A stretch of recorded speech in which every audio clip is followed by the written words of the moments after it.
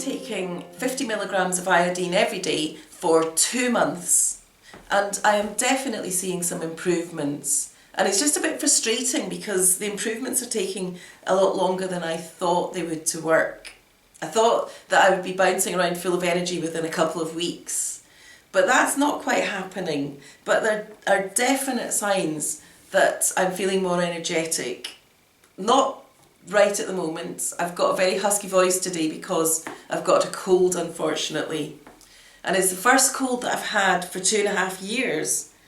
Sometimes I wonder whether that's significant in itself. Maybe this strange process of having hypothyroid type symptoms has somehow, maybe it's done some strange things to my immune system, I don't know, but I've had a stinker of a cold this week. It's gone on for about 5 days now.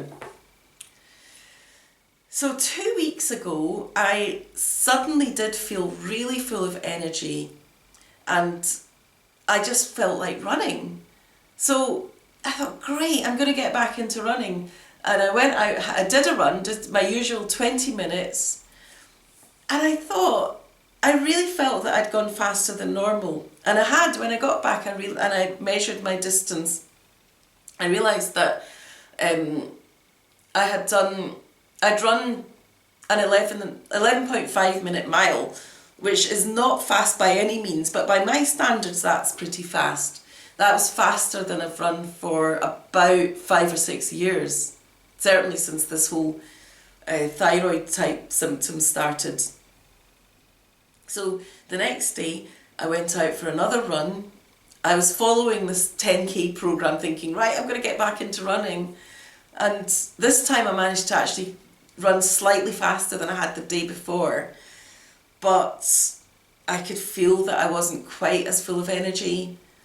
And I took a rest the next day, and the day after that I did another run, and that run I just knew I wasn't going as fast.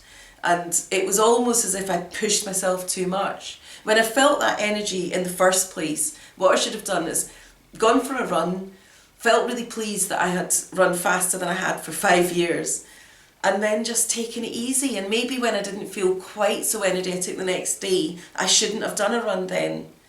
I think when you've got this kind of condition, you've got to take it step by step. Because actually what happened was that I noticed, because I'm measuring my pulse and my resting heart rate and my temperature every day, I noticed that after that week of running 3 days, my resting pulse rate decreased. It had increased up to about the 60s, the low 60s, and it decreased to the 50s again. And I started feeling really tired, and I just could not face the idea of running after that. I haven't run since.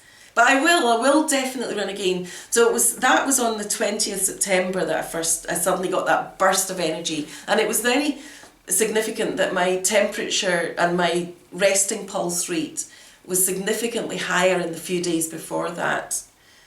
So I've got to really go with that and recognise that when I get this feeling of energy, yes, go and take exercise, but then take it easy. I can't just go back and follow a running programme. I've got to really listen to my body and take it at my own pace. So that was 1 week when I felt more energetic than normal. Then I had a week when I felt really tired, and then I got a cold. It just came on so fast. Lots of people are dropping like flies with it, so it's not just me. But it's almost as if my body's saying, right, you've just pushed yourself too far, you've got to rest now. However, it was a sign that this process is working.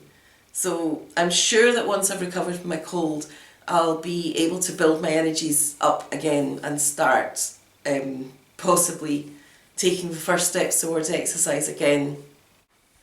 Another very positive thing is that I don't seem to be getting the side effects that I used to get with taking iodine.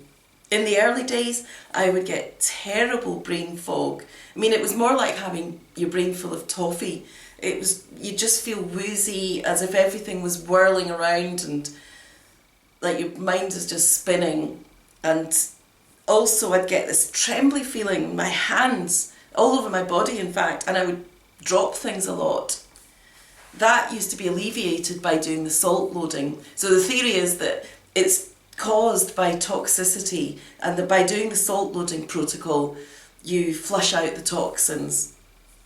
When I started doing this whole procedure, I was a little bit skeptical about it, but it clearly is the case, because I used to have to do the salt loading twice a day, and then it got less and less that I would need to. After probably 6 weeks at least, I started not needing to do it so much, and then I was only doing it maybe once a week. Well, this week I haven't needed to do it at all, and I feel fine, apart from having this cold, but that is a completely different feeling. And it really signals to me that I've flushed out these toxins, which is a great feeling. So as always, I will report back with my progress. If you've enjoyed watching this video, then please give it a thumbs up and feel free to subscribe. Thanks for watching.